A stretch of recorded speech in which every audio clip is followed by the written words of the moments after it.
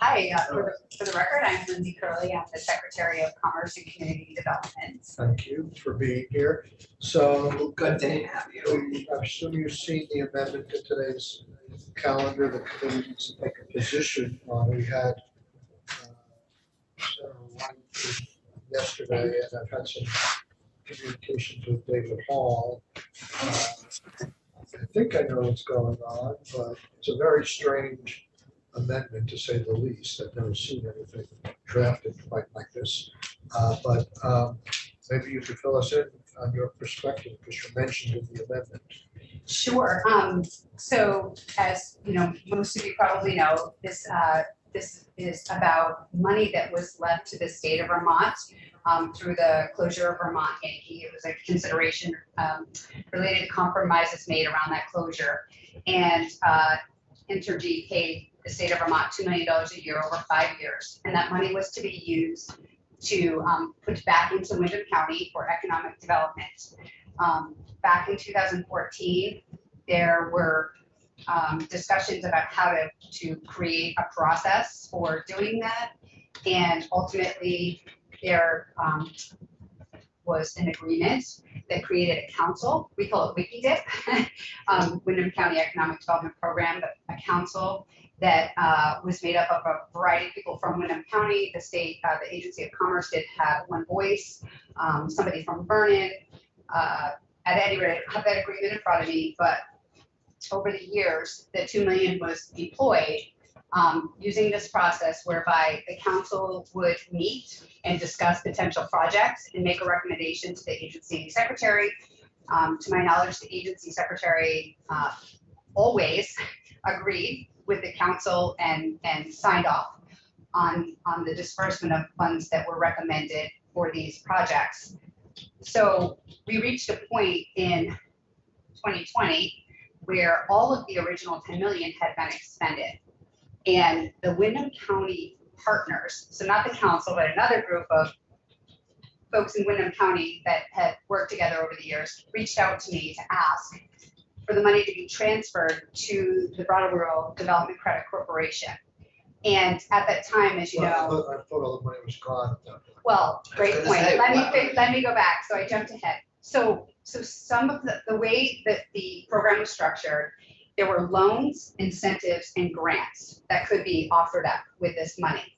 So there were a host of loans that had at the end of this term, of this 5-year term, that were starting to be paid off, right? So money was revolving. So the program money was kind of sitting there with this question mark about what happens. So the Windham County partners reached out and asked me essentially to transfer all remaining program money to EDCC. And at the time, good morning, Senator. At the time, I consulted with our general counsel, and there was a belief that I didn't have the authority to do that because this was money that was left to the state of Vermont via public settlement, and it was in a special fund. So, so the agreement at that time in 2020, I said, listen, first of all, we're in a pandemic where things are a little crazy.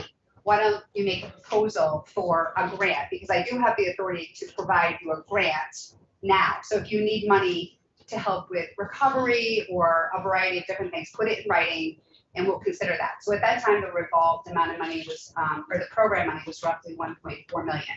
So we executed a grant at that time, and that was to be used for a variety of different things, including some technical assistance related to the recovery, some recovery. And anyway, time kind of passed and I wasn't really active on responding to the rest of the requests by this group that had formed and sent a letter. And I kept saying, you know, we're in the middle of crisis, like you've got the 1.4 million, can we just get through this? Well, What's left beyond the 1.5? well, so now fast forward to March, I had a conversation with Adam Grinnell, and they wanted to continue this moving forward.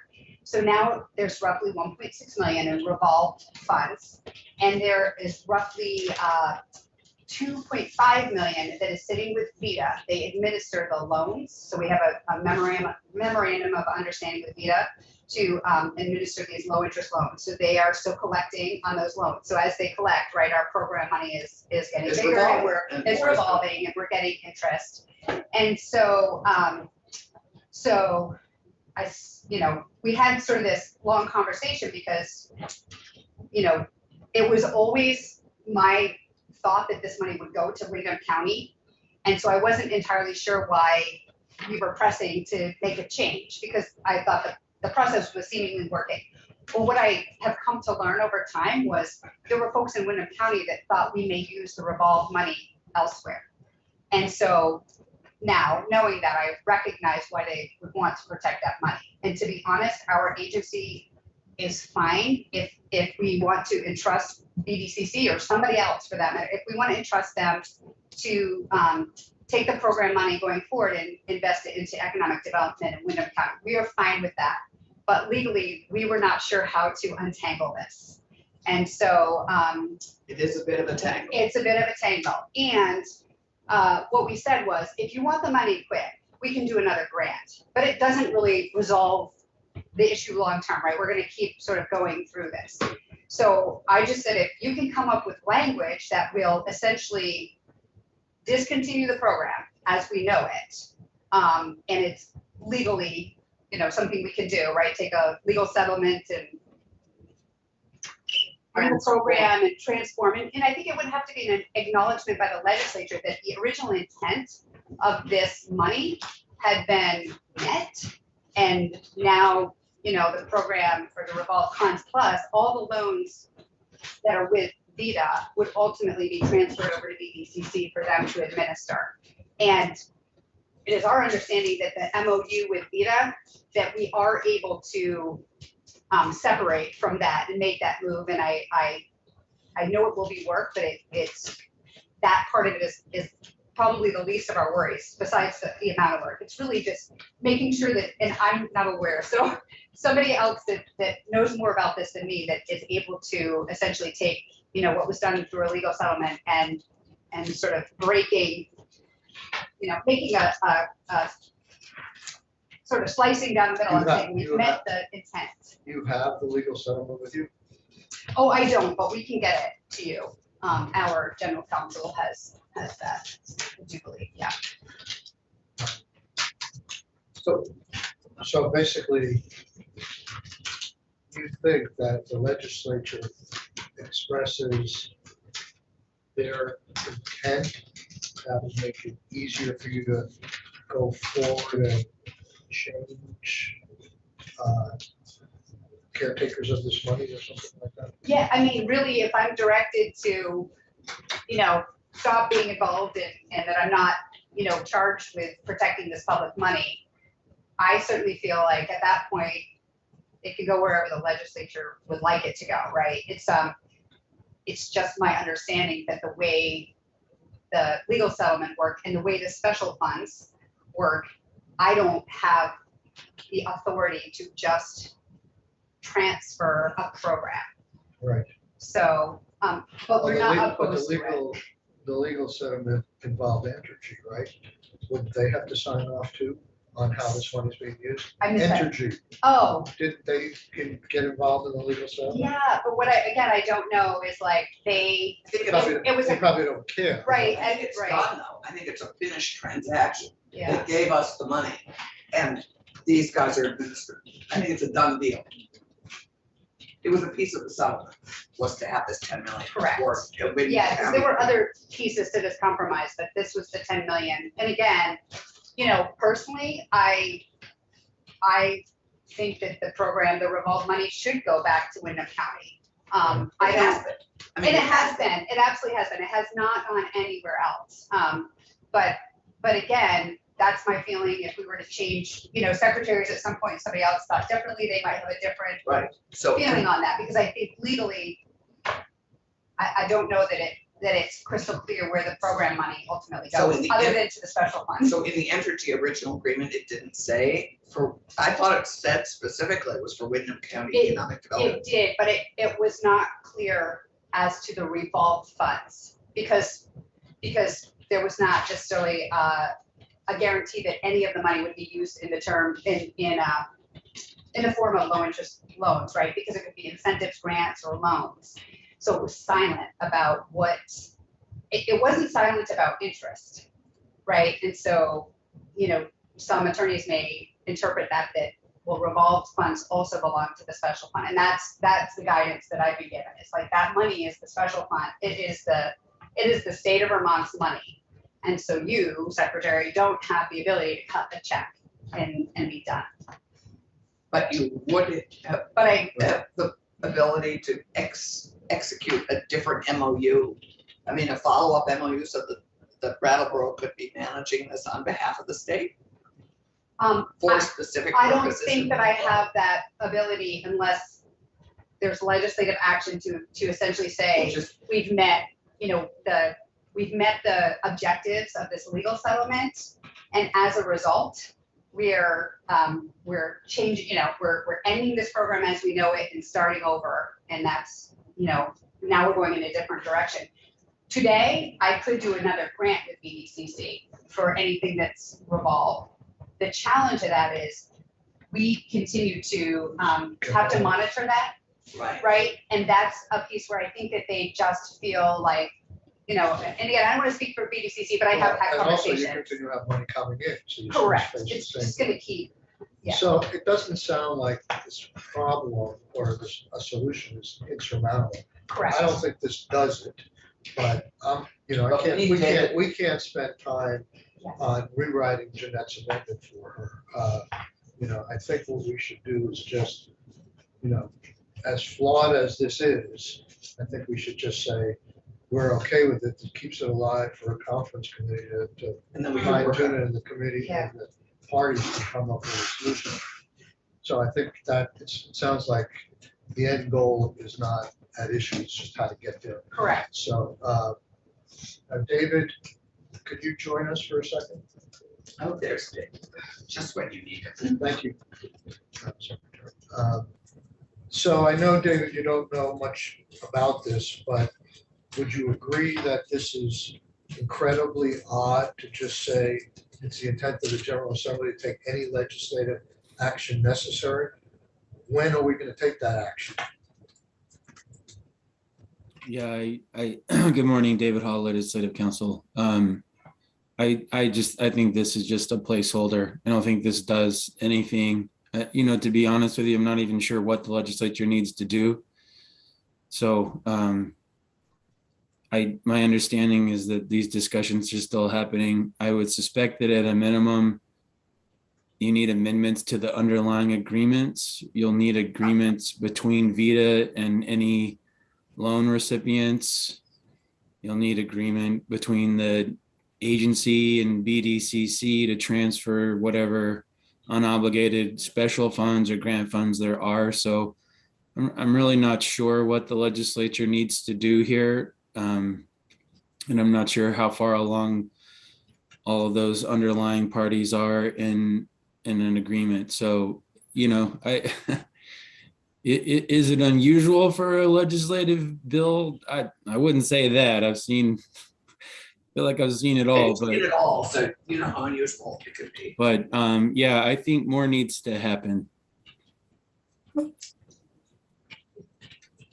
mean, the way I read it is that if it were to become law, then at some point in time, we're supposed to pass legislation. I mean, Mandated, so it's the intent. So to have to enforce this without actually writing a bill.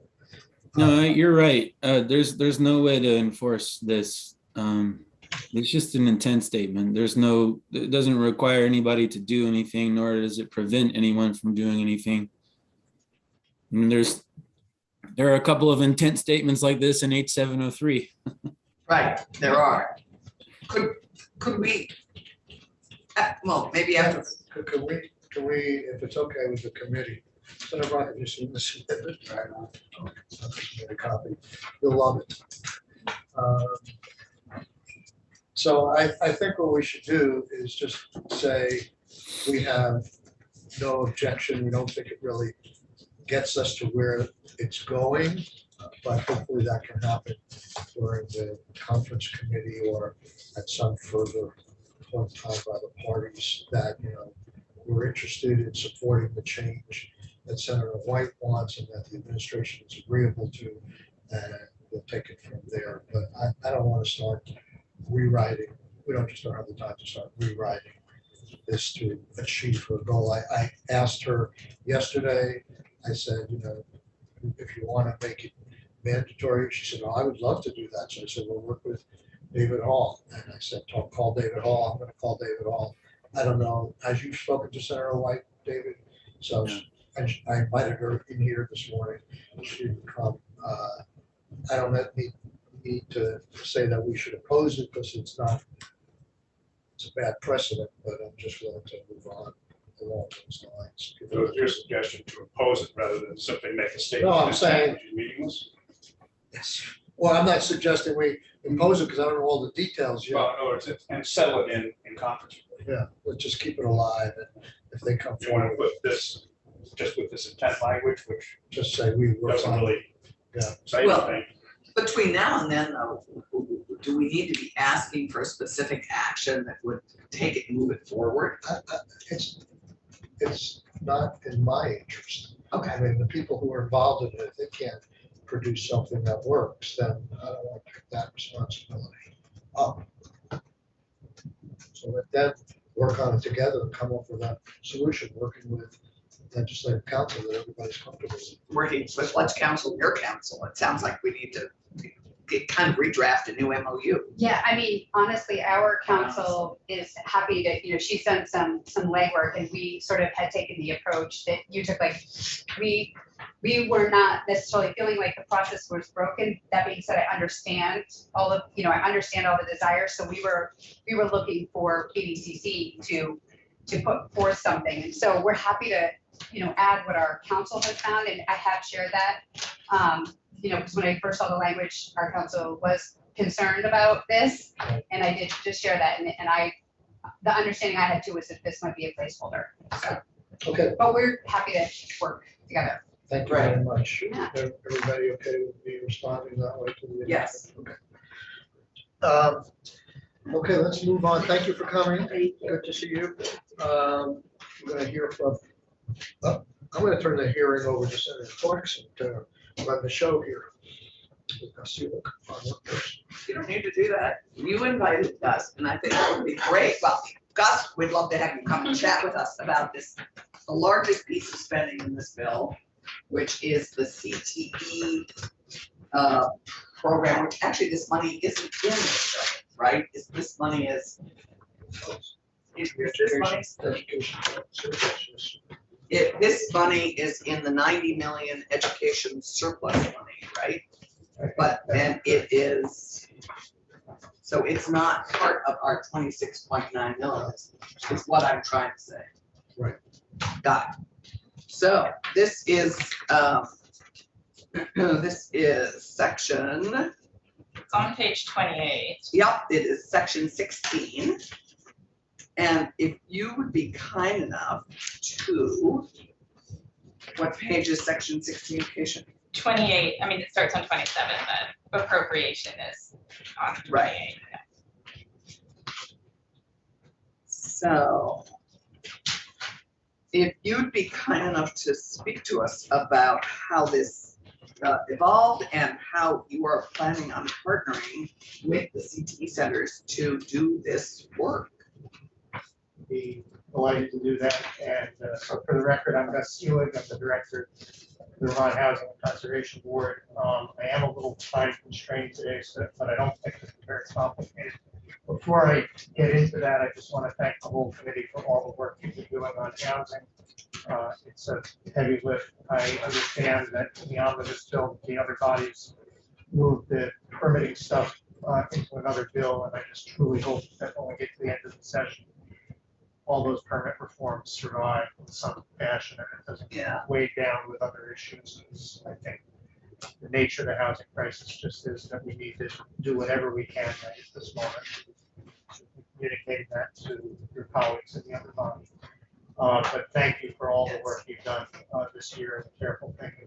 In terms of how this evolved, other people may be able to speak to that more than I can. I was once told history begins the day you show up.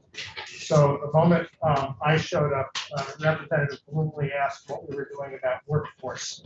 And I said, well, actually, that's not in our purview. You should have Department of Labor, Department of Commerce.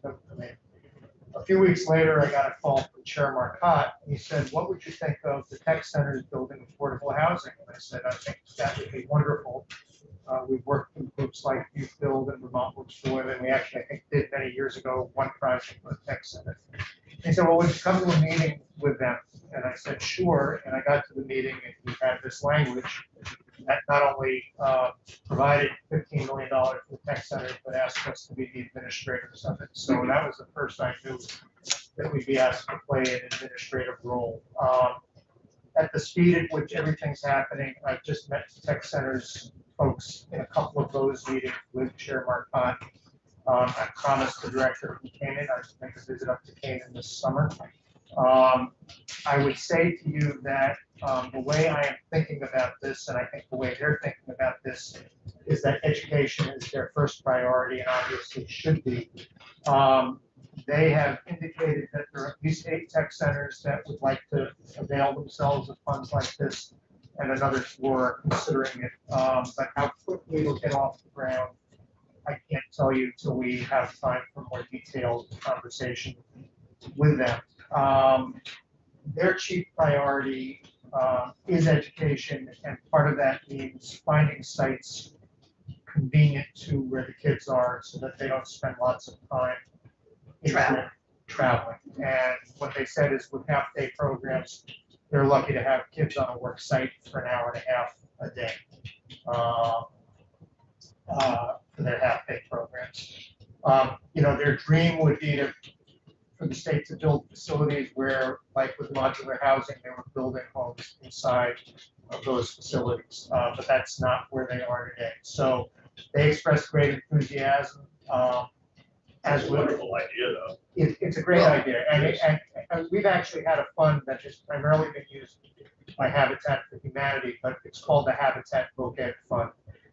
It's not as comprehensive as this because it just provides the subsidy. And I think what this relieves them of, and I think what they're looking for, is partnerships with groups like Habitat and our regional housing providers who can take, and this isn't true of all of them. The Essex program already has a nonprofit, they already do development, but they're looking for partners that can take some of the burden of permitting and all the risky things that come with it, along with borrowing off their plates. I think the reality of a fund like this is you will not build a lot of housing quickly. When we built with Youth Build, basically it took them 2 years to do what another contractor would do in 1, because they're not full day, because they make mistakes that need to be corrected. So this is not a program where the labor is going to save you a ton of money, but it's going to add to our workforce. It's going to educate people in good jobs. The tech centers also asking to find language in here for it to not just be for housing, but perhaps other community facilities, that you might have in a community that are in distressed state that really need to be fixed up, whether that's a child care facility or, an old town building of some sort that might have other community needs. So, and I would say that tech centers are probably mixed up. And again, Essex being the most sophisticated, the director there testified that the most recent house in Essex was a $560,000 house, so clearly not an affordable home for somebody. So there's a range of interest by the tech centers of what they want to do, but I think, again, they testified they thought it was a great idea. We look forward to supporting their work and partnering with them. We're not asking for any changes at all in what's in front of them. Do many of the tech centers do, in effect, any manufacturing? And by that, I mean, what would typically be construction of doors, windows, moldings, and other kinds of things that are used in the housing industry? I don't know the answer to that question. I wouldn't be as surprised if somebody does, but I'm not sure that they're making those things en masse. I'm sure they're teaching their students how to, as fine carpenters, how to do that kind of work. Well, And many of the centers are capable of building elements that prefab, I mean, many of the CTE centers are capable of building whole sections of a house and then going and assembling it. Yeah. Which I'm not sure any of them do any one thing en masse for any one contractor or subcontractor, but I mean, at Springfield, they have huge space for building. They could build lots of prefab units that they then go and put together. But it strikes me that this is, we need to make this for affordable homes. I mean, this is state money. So I wouldn't be interested in building homes that are $560,000. I don't think that's what this money should be for. Well, that's a policy choice Yeah. for you. This is But clearly, these I are think that's what I'm dollars. hearing. What I would say to you is these are dollars from the education fund. So if they serve an education purpose and ultimately it leads to more people in the trades in Vermont, that will contribute to the affordable housing industry. in There's the obviously industry affordable house at anyway. large. Well, And we are at such a crisis point in terms of housing, that I think that, you know, what we might do as an administrator of the fund, you know, is, you're not gonna see people build, and I know this with my daughter who's a legal aid attorney who wants to build a home on our land. You're not gonna see new construction homes for much less than $400,000. Right. No, and that's exactly right. That's why we're doing the missing middle. That's why we're doing a lot of what we're doing. So exactly how we will work with, for instance, the Essex Tech Center, which already owns land and, you know, tries to buy enough land. Again, they're pretty sophisticated so that they can build 4 or 6 houses over some period of time. You know, the director there talked about the need. He said, right now I'm piecemealing when I put in the roads and sidewalks and water and sewer extensions, and a fund like this could let me be far more efficient in doing everything that I'm trying to do, rather because, you know, when you piecemeal those things, and time goes by, it always costs more. Well, But it's clearly a policy choice for you if you want to restrict it. But I guess I would just say they would argue that the education benefits will ultimately benefit an industry where one of the reasons costs are going up is labor is so constrained right now. right. And do you see partnership with Habitat as something that would be beneficial and speed it along, and or paying kids to have this as a summer job? That's So- one of the things that's in there is to provide opportunities for kids to have summer jobs. Although the tech center director said right now, none of their good students have any problems being employed in the summer. Well, not in this market. Yeah, so, but But Bill if does we allow. want to build these houses, we're gonna have to keep them engaged. Yeah. Because Yeah, we need housing, we Yeah. need people with jobs. Yeah, and we need- I think the one issue that skills. came up in the House that I don't think anybody resolved, and as you know, people guard the ed fund very zealously, is what role might groups like Youth Build or Vermont Works for Women play in all of this? Right. They clearly work with communities that have had challenges in their lives, maybe marginalized in various ways. We actually built 2 homes inside the old Windsor prison with Vermont Works for Women. They did the building. We I- supported it. Was very And then present for Those great. 2 homes got transferred to site Great in job. Springfield. You know, so I think that certainly it may behoove all of us to figure out how to involve them in the future. I think that the question that was raised in the House is, this money is from the ed fund, it should be for programs that are part of our ed system, because there aren't enough dollars there. But learning to work with different groups of people is an education too. I agree with you, and so And so, I'm just saying that's one issue that I don't think the House took up, that you may want to. well, I think we could add Habitat to that list too. Habitat, Vermont Works for Women and Youth Build. But if you're administering it, it strikes me that we give you the carte blanche to partner with whoever you need to partner with to make this happen in a way that is educational for the kids on a number of fronts. Yeah, I guess I would just ask you, because I know it'll be an issue and you can work it out with your colleagues. There's clearly a workforce development issue, development connection with groups like Youth Build and Vermont Works for Women. I'm not sure the same thing is true with Habitat. Having said that, given how supportive you've been of the Housing Conservation Board, we have not turned down a Habitat proposal. in the last 5 years anywhere in the state that we've had sufficient funding to support that.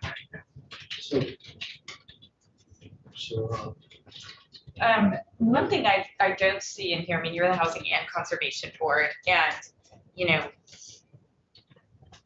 it doesn't seem like there's anything in here about learning these skills in the context of more efficient homes, or, you know, making sure that these are Whether the best I think that there is certification. some language in Okay. here that speaks to weatherization, whether making that a priority in the homes. And that's certainly in terms of our energy standards as an organization, people will hit those goals. And we would certainly want to call EVT and DEIC and others and ask how they might participate in the educational programs. But I think a number of the tech centers are already all over that in terms of the kinds of buildings that they do. Right, and But I and believe plus- that Oh, the project includes a weatherization component. Yeah. It's a the eligibility criteria. there are also important certifications that they can get that are additional workforce absolutely.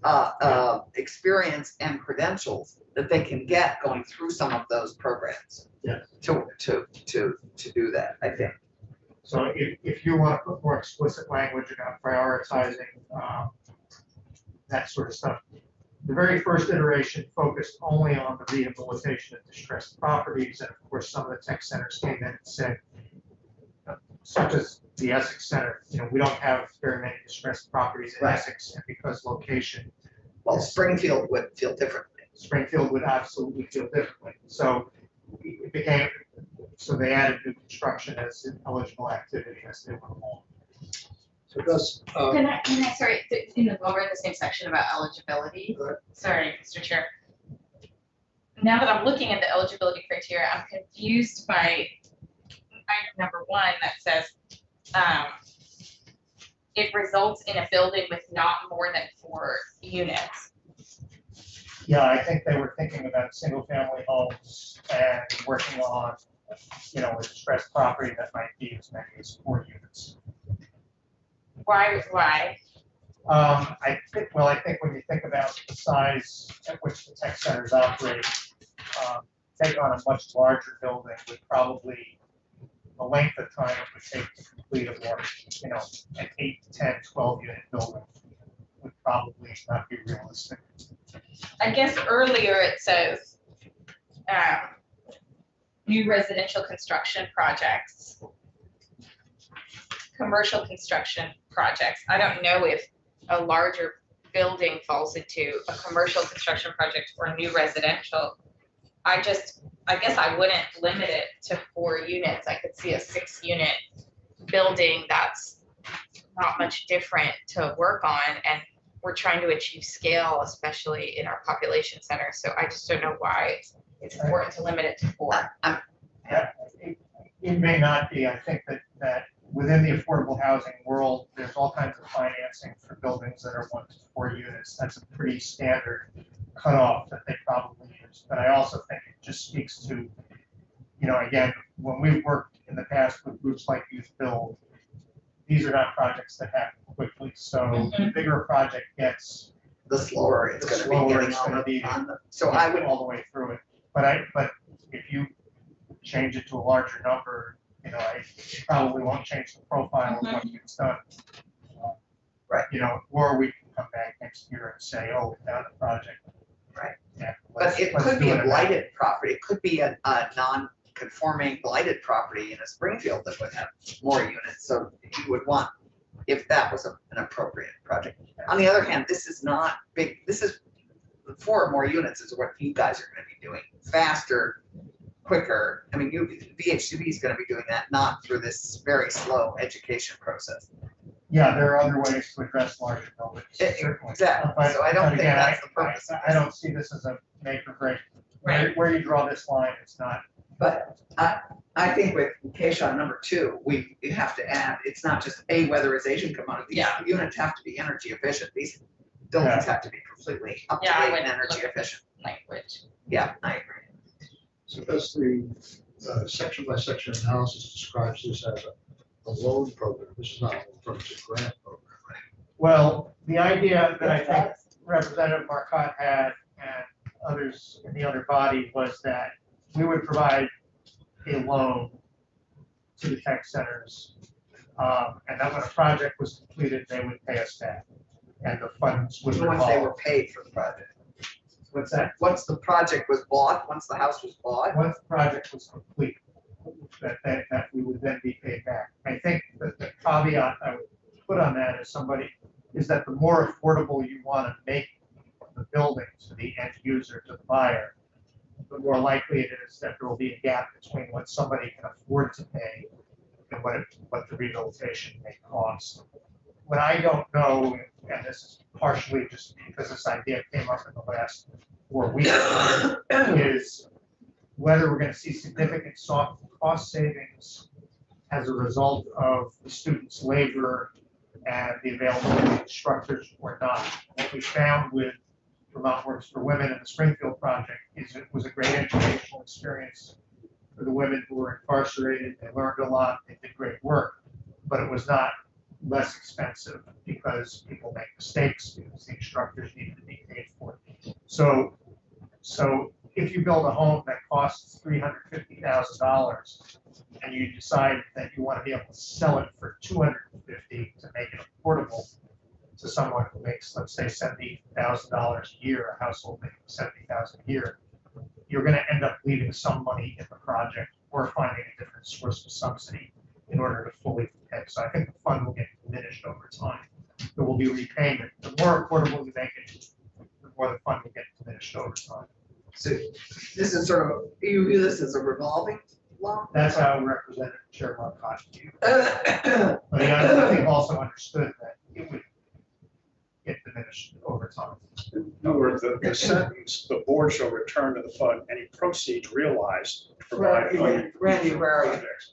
On page 31, subparagraph 2 at the top, and is that the intent of that? Yes. And that's why it's not specific. Yeah. So And again, the their board, primary goal is education. Secondary goal is affordability. Those two things may mean you don't get paid in full. And this is educating the next generation for the workforce that we need. so I envision that while this home is being constructed, you would own the land and you would. Either the tech center will own the land or a partner will. We're not going to be the owners. We're going to be the funders of this. We will not be in the chain of title. So who will be in the chain of title? It could be the tech center. In the case of Essex, they have their own nonprofit. It could be a partner organization like Neighborhoods of Western Vermont, Linden Windsor Housing Trust. It could be. So that all needs to be worked out per project. That will need to be worked out per project. So Got do you envision getting this $15 million like in a lump sum and start the process of multiple houses that may not be finished for 2 to 3 years, but getting them off the ground in terms of education and experiential learning as soon as possible? And will this be an ongoing request or just a one-time? I think it's viewed by the other body as a one-time, and all I'm saying to you is that the more that the fund is diminished in favor of affordability over time, The less. the less there'll be to revolve. So it's going to revolve for some period of time. And, if we have 8 to 12 centers using this program every year, and they can finish a house every other year, and some may be able to do it faster because they're bigger programs, and we've done 5 to 7 habitat homes a year for a long time, and there's now 140 of them across the states. So if a decade from now, this program produces 60 homes or 80 homes, it's going to be a good addition along with the education that people So have. given that Habitat has had good success, is there any possibility within this program that the CTEs could subcontract Habitat to? I think that probably is not in their, I for them, it's probably not in their educational interest. In other words, there's something a student will learn and have pride in from, being involved in a project from beginning to end, as opposed to we started it, we didn't do the finished work. But it may vary from tech center to tech center, and there may be a great partnership in one part of the state and not a great one in the other. And I guess I would also say every Habitat chapter right now is fully busy and has a project unless they are struggling with their fundraising. But I would also say that this program, given the length of time it's going to take to build these houses, we may not have students who are able to see it to finish. I mean, they may just participate for 2 years, let's say, and graduate and go on. And the house may not be finished by then. That's possible. I think if they're in the program for 2 years, at least in my Hopefully experience, they'll get it they will finished. see a project. Would be great. This may be more a question for the CTE people that have them in. But do you, from what you understand, is there a need in these trades in the CTE that they don't have enough projects presently to work on? To follow. I can't answer for them about what their current workload is, and what I think that this is viewed by them, from what I heard, as a great aid to them in finding and holding property, building partnerships with people they don't have partnerships with yet, reducing cost burden and risk for them, and having goals of things like affordable housing and energy efficiency, all supporting their good work. And again, I heard at least 2 of the tech centers speak to, our dream is to build facilities where we can do all the building inside and we don't lose any transportation time and that kind of thing, but we're not at that place. So again, what I heard one of them say was, at least 8 tech centers want to use this program right away out of 15. 4 more are considering it. Right, and many of them are in downtowns. Yeah. And that could use this immediately, like White River and Springfield. I mean, just in my neck of the woods. I know you have to go. Has anybody done any projections with this $15 million, the administrative costs? You're dealing with neophytes. Yeah. Here, as to how many houses they think they can build for this $15 million. Yeah, it's the next. Back of the envelope. We have not done that, and again, I need to build, and we may do this also through the homeownership centers or with the loan fund, some time to get to know the tech centers, and I think they're all different. So if there are, I don't know the size of the program in Springfield and Hartford, the one in Canaan is much smaller. So exactly, we have not had the time to have those detailed conversations. If 8 tech centers end up producing, A house a year. that's a lot. If they end up producing 5 or 6 a year, it's still a good thing. And as some do it and others who didn't participate initially see the success, will more join in, that's possible. Thank you very much. And so do you have, I know Senator Clarkson probably has some names, but do you have names of the CTE people we should speak to? I would chat with Chair Marcotte, who seemed to know them way better than I did. We've got a bunch of them, and we're gonna get the head of CTE at AOE and the specific tech center people. Yeah, I know. Like Essex, it sounds like Essex and Springfield would be great. Yeah, I know that the director for the Newport program and the Canaan program took part in the discussions in the other body. And in Newport, they're currently working with the Vermont Land Trust on the Bluffside Farm, fixing some buildings that they're purposing for all kinds of community use, community agriculture, education around food stuff. So they clearly were doing some interesting work already, and she was among the people who was quite enthusiastic. Oh, great. I'm not calling her name right now. It was Eileen. The Luz. Witz's wife ran that program for a long time. The CTE centers north. Thank you. Thank you very much. Gus, thanks. Okay. So in terms of timing of this program, it sounds like this is a program that's being launched and may continue for years if we can get it up, Yes, if we can get it working. the one thing I would say is I think that it's likely that the fund will be diminished over time, but I don't think in the next 5 years you're gonna be asked to recapitalize this fund. I think Right. at some point the But legislature. if we can figure out how to make this, Success, the legislature likely will be asked to Yeah. find more capital. yeah, thanks, Okay, Thank you. thanks. More to follow. Okay. Great. So at 10 o'clock, we have people calling in. So I'm gonna take you upstairs, right? Because I think you're gonna enjoy the conversation up there more fully than Salt. Can I just ask while I have the two of you here, Senator Brock has graciously said that he could be here for half a day on Mondays, but I'm thinking the pro tem said we could meet before the floor. Yeah, 9 to 10.